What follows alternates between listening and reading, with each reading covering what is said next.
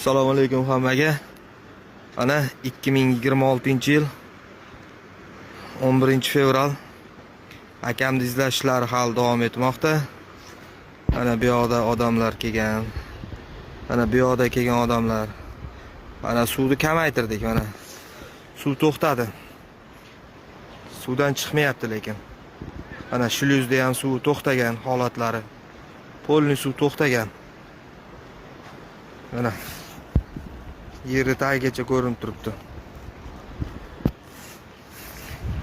Qidiruv ishlari hali davom etmoqda. Xudo xolasa endi bugun chiqadi.